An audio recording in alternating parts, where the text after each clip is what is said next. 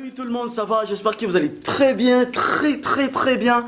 C'est encore nous, Alvin Smith, uno munsi mugabo twahinduye nituri kubona Mishu Miracle kubera yuko arakabazo yagize murabitahura abantu kobwa barebare barakunda kugira tuwas cyane bivanye n'ingene uburebure buba burenze cyane. Donc uno munsi rero nituri kubona Mishu Miracle, uno munsi turi kubona umukobwa yitwa Or aka Ornella, non c'est Ornella aka Or niwe tuzakurana ikiganiro cyacu cya Play Store 57 Industry. Uno munsi turi kumwe turicara turiko turakurana ikiganiro uyumva gute? Neza ndaryohewe. En plus de ça uri kurakora apart gukoresha Alvin Smith muri ko murakorana ikiganiro. Imagine Ibaze visibility uzakuronka wewe. Man. Urafise umukopa? Ufite umugabo? Nimba atanamufise bisigura yuko ngaha iki kiganiro kiraza guha umugabo. Nivyo.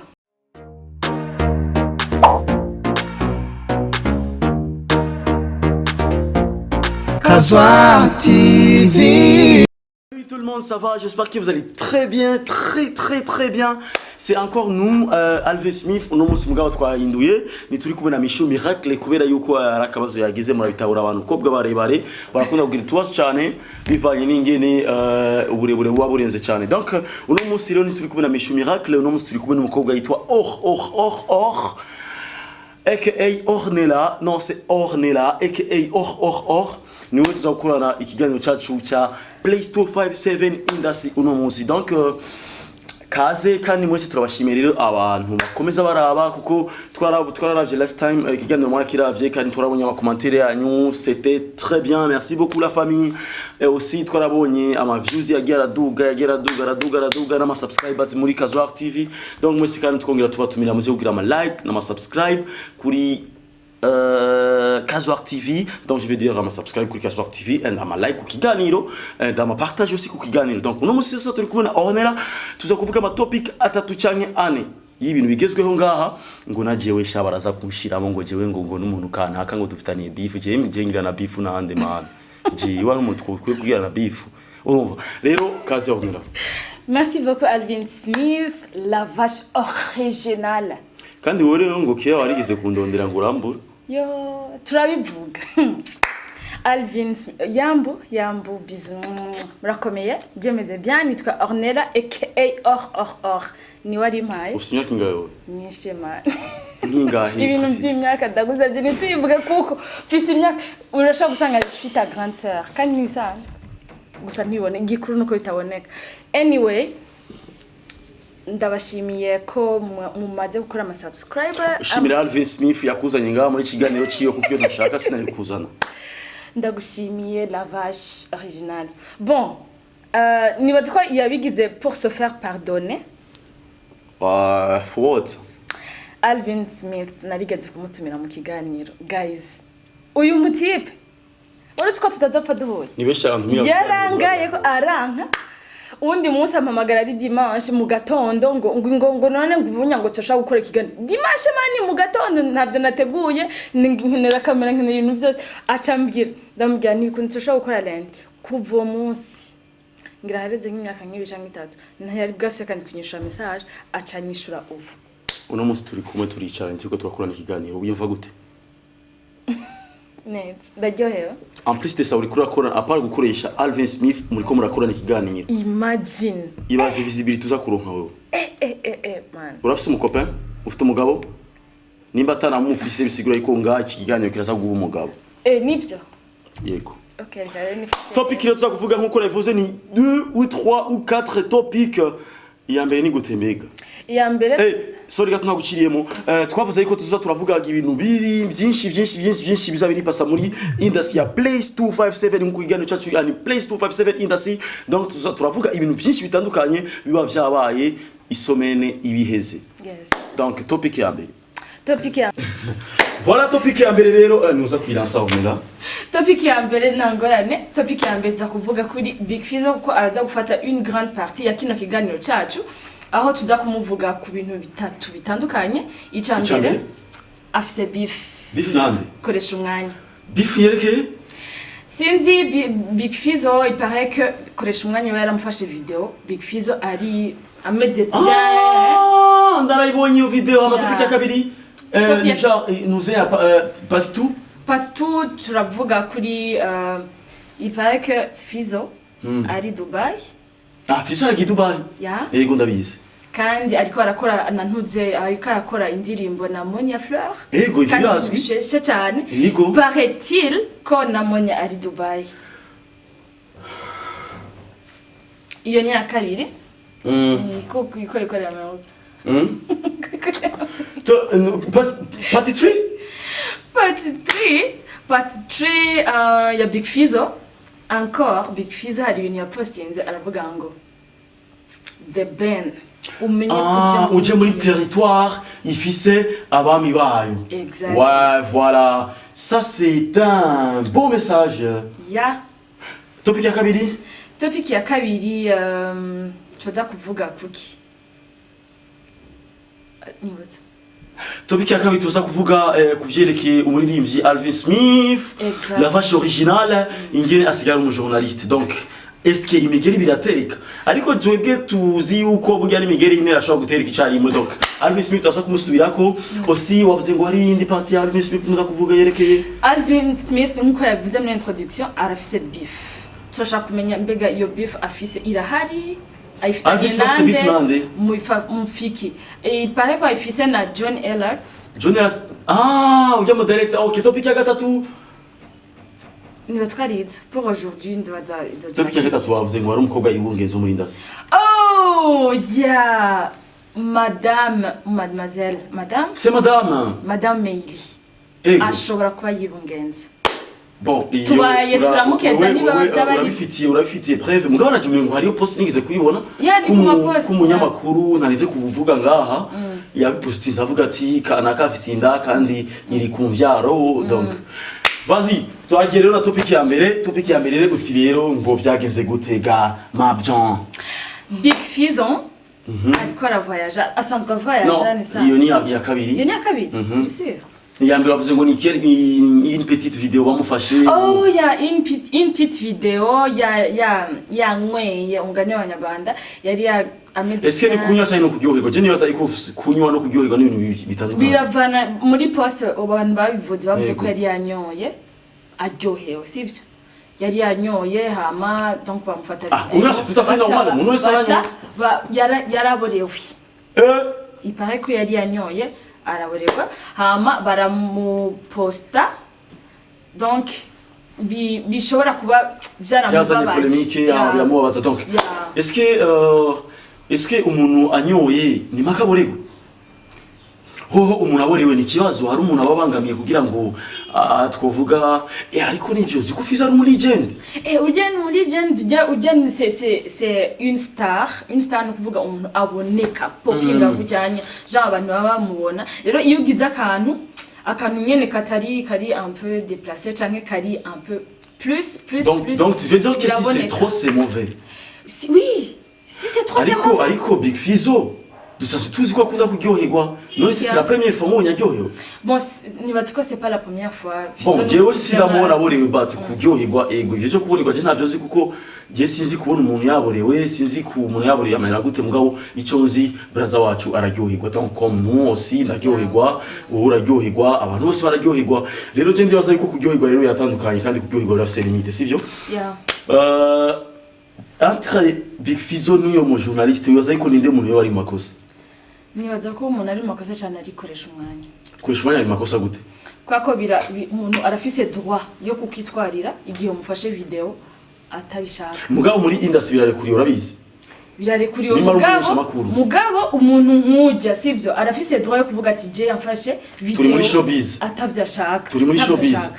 Ya mugabo arafise droit yo kwitwarira image yiwe ba publier. Mugabo urumva bose bari muri industry kandi ivyabaye ça fait partie ya industry. Mugabo moi je suis pas pour avec koresha je sindi côté ya koresha parce que en fait urumva ibintu biratandukanye kandi ibintu birarutana sivyo. Ari umuntu ushobora kugira kwikintu n'umuntu tugira kwikintu nkuko umuntu abonye papa yobona papa wanje agaca mu kamera akavuga ngo ura papa wa Alvin yaborewe. Ko Fizzo twebwe muziki ni papa wacu. Urumva rero pemporte cyakora nta muvyeyi aja mu ikosa man. Nta musi no mu muvyeyi arigera aja mu ikosa. Ahubwo n'umuvyeyi naho umubona mu ikosa nshaka kugira umuvyeyi ngo ari mu ikosa. urafise ukuntu nyene ushobora kumubwira papa vraiment voilà donc ça veut dire que Shumwanya normalement yafata ijya video akaca yirukira nka Big Fizzo akamubwira yebana grand frère yana ijyo aruryoheye umugabo uzorabe nyene ugabanye kubera uno musi video nije ndayifashe ejo irashobora kuzofata uwundi ugasangira kigeze aha kure utavyiteguriye donc ça rero Shumwanya yaciye yihutira gupublier bon voilà cyo donc ça aussi c'est une faute mugabo muri entertainment nta kosa yagize ça fait partie ya showbiz mugabo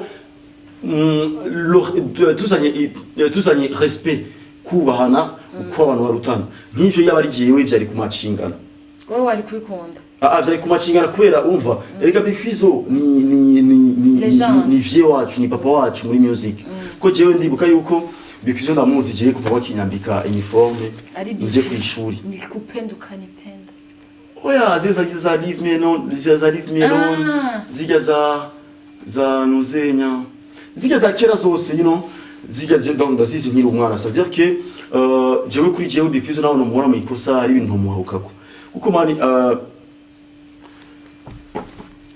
niveau zirabutana hari umuntu aragira icubahiro bivanye n'uwariwe nahageze n'ivyo amaze gukora voilà ni nkuko nyene mufata papa wawe ukamupibira ukavuga ngo aba papa yaboriwe donc ugera dukuriye donc ari ibintu takwe kumushiramo that's why kandi umuntu wese ararikuriye kuryoherwa ordinaire umuntu wese arikuriye kuryoherwa mu par limite what if yoba ari buzz kwera turamenyere ejo bundi twarumvise abantu umuntu ba Chuma amazi muri frigo ndashaka kunywa amazi kuri aka kanavuze ni jewe ndaraza kuyanywa umva ishobora kuba ari buzz we never know mugabo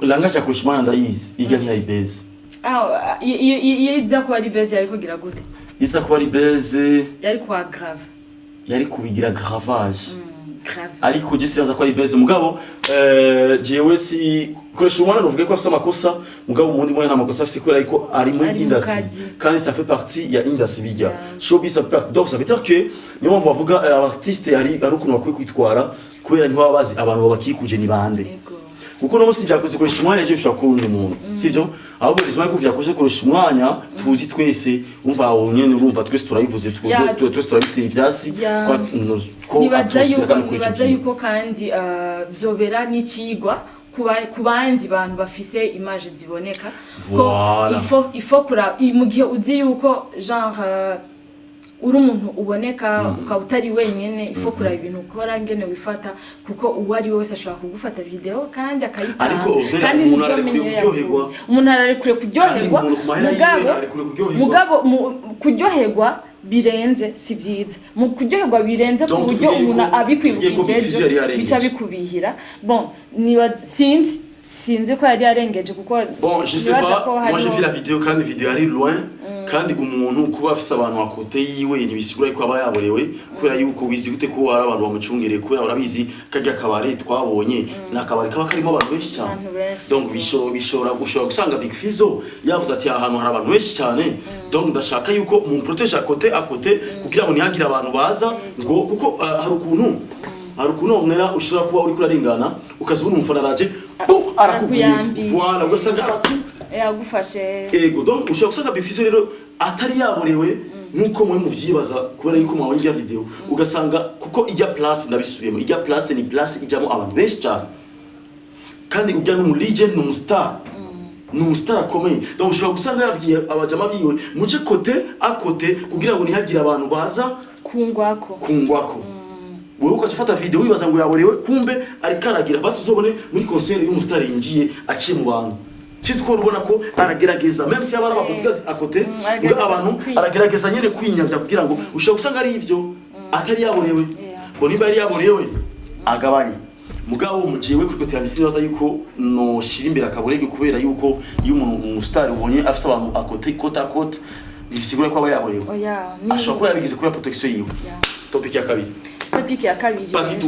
Party 2 ni topic ya mbere tugiye kuri party 2 tugiye kuri party 2 ya topic kandi je ndiko ndavuga cyane bisanzwe kuvuga ivyo byose none se utandeka ngo mvuge kubera je nfise amakuru menshi kuruta OK félicitations merci ariko ni kubera ari rya mbere dukoranye peut-être mu 2 ou 3e nzandagira nanje. Okay, anyway, part 2 ya topic ya mbere kuri Big Fizzo, twavuze yuko we na Monia bahuriye Dubai. We na Monia Flair donc bahuriye Dubai. Il paraît que bahuriye Dubai. Mugabo Monia Flair tugiye kuraba sijyamere Monia agenda Monia agiye Dubai. Même avant Big Fizzo Monia yarasanzwe aje. Nibaza yuko abantu bashaka kuba babivuze kubera ko basanzwe ari ibintu bariko barakorana, ari ndimba bariko barakorana, barabipubliye barabivuze. Ego indirimbo twayibonye ko ariko rero bace bahurira nk'ahantu atari mu Burundi bagahurira nk'ahantu bakagira rimwe, donc birashobora gutuma abantu bavuga est-ce que mbo bagiye gukora clip hariya, bo bagiye gukora audio hariya anya canke bimeze gute? Canke ni mugu muko bon je suis davyibaza mugabo cyonsi cyo nuko iyo umuntu maze kurana mu mufitanye support irenze tu kandi urumva nimba Monia yashoye kugenda hariya ashobora kuba yagiye gusupportinga Big Fizzo. We never know, hari gihe ushobora gusanga hari ukungena aba artiste balanse indirimbo zabo mu gutandukanye, hari gihe usanga Monia Flair yamugiye ati grand frère ndashaka kuza Dubai tuje guperforminga na ya song même si tarasohoka. We never know, cyangwa ndashaka kuza Dubai. Ko hariyo igiteramo hariya nya. Yego, donc uri hehe? Nitubimenye. Uri hehe? Dubai Fizzo yagiye mu giteramo. Okay. Giteramo le 16 ejo. Le 16. Na jewe ejo Alvis Smith afite giteramo mu ntuzenye. Imuze y'ubanza wari bayibagi yego twizere yuko bashaka bagiye abantu babiyumvira yuko peut-être ari ibindi ko turabizi umukobwa n'umuhungu bahuriye ahantu abantu bacatagura kwivira ibintu byinshi mugabo wewe c'est quoi opinion yawe? Je opinion yiwanje nibaza yuko bashaka ko bagiye gukora clip. Ego c'est vrai Fizzo yagiye muri concert mu gitaramo ciwe hariya mugabo Monia aussi est-ce que gusupportinga ego bagire live ijya ndirimbo sivyo bakore live ijya ndirimbo peut-être bayigire naho itarasohoka hama baca bakora na clip pourquoi pas namwe ugasanga aussi Monia agiye mu kazi kiwe mu bindi Monia nkuko yavuze Monia asanzwe aja mu gihugu ca Dubai donc c'est pas la première fois donc peut-être yuko kandi cyo umenya nuko Monia niwe yatangiye kugenda ashobora kuba Monia asigaye akorera hariya birashoboka byose birashoboka kandi aba artiste de toute façon iyo bahuriye ahantu bashobora guza n'ibikorwa cyangwa support. Donc ivyo bintu rero abantu b'abarundi baca biyumvira mu mutwe ibintu vya mugu nimbara bagiriki kunavyo bisa abantu batagukurikira mugabo jewe kuri kote yanje sinibaza yuko jewe ivyo no shiri ariko nibaza kandi yuko naho batabagiye muri ivyo bindi vyo ndirimbo yabo nibaza ko Monia elle va apparaître quand même muri concert Fizzo ategereza nk'umuririmbyi w'umurundi ari hariya anya ateza gushyigikira mukuru wacu. Wavuze nuze ya gatatu ni statut twabonye kwa Big Fizzo yanditse ati The Ben agiye kuzi Burundi amenye yuko igihugu kirimo abagabo. Wibaza yuko ga Ornella wibaza yuko yo bashase kuvuga iki yo bashase ni yahe kuko par après toi tubona affiche isohose yerekana yuko Big Fizzo azoba ari muri cyo giteramo. Donc wibaza yuko ya statut yari soit yashase kuvuga iki canke soit yabikoze kugira ngo bizare polemique yarasanzwe abizi yuko azo participer muri yo concert mugacha avuga reka ndabatemo statut kugira ngo izare polemique bigende amata tubatemo kava kuko niko byagenze byaragiye after barabatamo nuze afishe ko azobahari wewe niyahe nicahe cyaciki kuzamo ukibona irya story yiwe je nibaze yuko ari uburyo bwo kwerekana ko lui aussi il va participer muri concert ko azoba ari cyane yashase gusaba concert yashase kubabwira umva muteza kubutumira bukeye bakaca bagira basora kubera iyo umuntu yandise kujya umuntu nk'umukingi nk'umulegend nabajya organisateur bashobora ubwo bakavuga ati kanaka ko yandise kuturirisike kubura abantu dutegezwa kumurondera kandi nivyo bro birashoboka navyo nyene gusa nibaza yuko cyane Fizzo yoba yashatse kuvuga kumenyesha abarundi showbiz ko nanje guys nanje nzo ndi hajya abafana banje abakunzi banje mwese duhuriye hajya ebana si Doben gusa sabakunzi ba Doben gusa naje niho nzo bandi je nico kintu cacekinza mu mutwe ahandi naho ari akandi kantu nako kaje kari genre bro ntiwibaze ngo uja ahantu uri umwe uri gitangaza uje muri terrain iri vide hariho abantu igihugu kirafise ikibagaba kirafise aba star kirafise aba legend ba wowe you are just invité uje et puis tu vas partir igihugu kizosigara n'abandi par contre toi tu tubona yindi statue ya Sadbi yanditse gute sindayibona statue ya Sadbi yanditse ati reka twakire telefone ndihe abayibonye barayibonye yavuze ngo sinzi entre guillemets ndibaza yavuze ngo reka twakire iki niki kubera je sais pas mugabo we yacavuga kubakira et par après tubona affiche la sauce ariko nibatse ari ikintu ciza sivyo ni ikintu ciza cyane ikintu ciza bon jewe ivyo vyama affiche vyama statue ikijena jewe naco bintwaye mugabo je ikintu cyanjyohe ni ukubona ababraza bacu babiri bahuriye hajya kandi ndibaza yuko izo ari show ya mbere iryoshe mu Burundi kameme nabo batadutumiye nawe mugabo si umuntu agize show simaka tumira abantu bose oya ni mu Kirundi bavuga ngo abakunzi ni barerera mu bindi bari matsukumva yego donc bose ntibaca bose abaririmbyi bose ntibashobora guhurira mu kintu faut que hariho bamwe baza abandi nabo bakazokora ahandi abandi nabo bakazokora ahandi sivyo wowe urafise ubanza abandi bazikora ngaho topic ya kabiri turavuga kuri nde navyo bagi nibutse hari umukobwa wo muri Ndasibungenze iyo ni ya kabiri urisiyo kari ya kabiri canke ya gatatu topic ya kabiri ni gute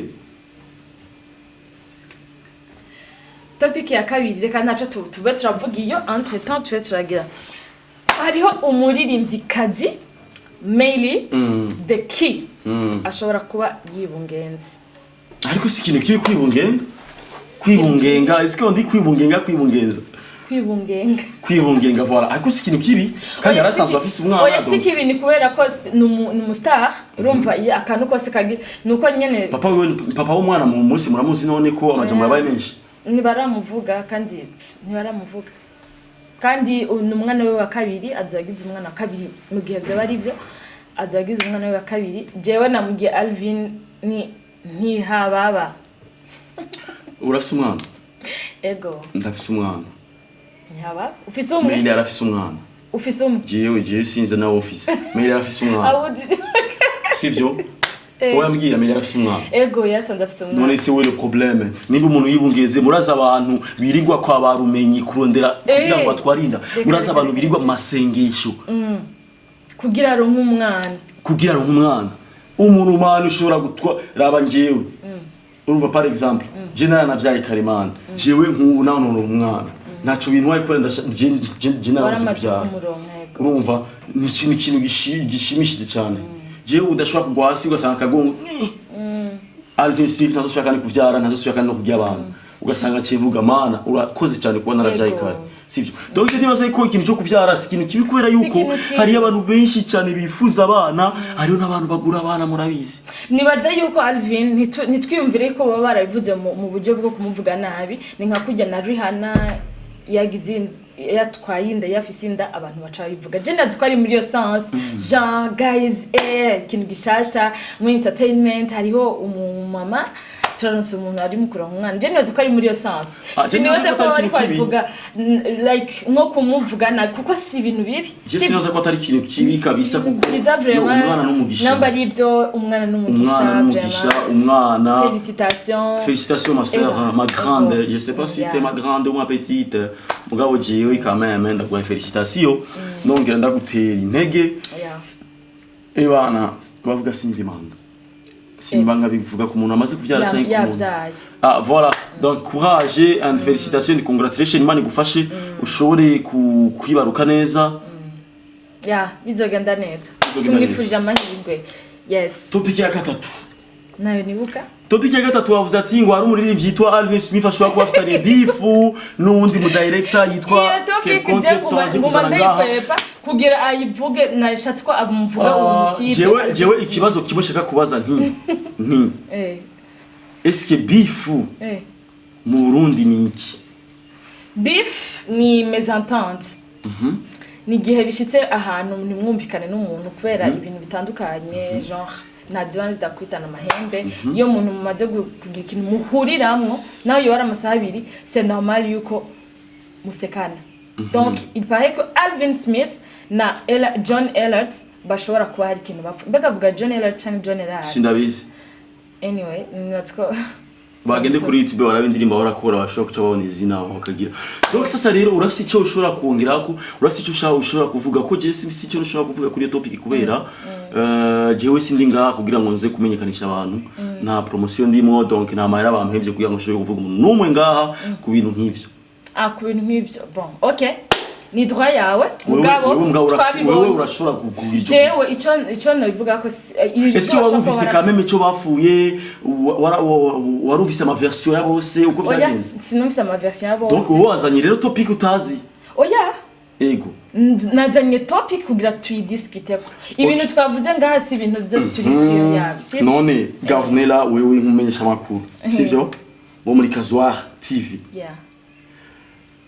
igihe iyo nkuru yumva abaye kubye cyane uko wayibonye wumvise abantu baba bafuye iki abo bantu bashobora kuba bapfuye amajambo ya gute amajambo ko John Ellert ashaka bagenda aravuga Alvin Smith ko ahantu sindabizi arakuvuga gusa les détails sinzi ko bazitubwira kuko bazaye ko wowe ubizi ku jewe Alvin Smith numvise avuga kuri radio ntarize kuvuga izina yavuze ati hari umumenyesha makuru nakuye mu Burundi ndamutwara mu Rwanda turakorana arashora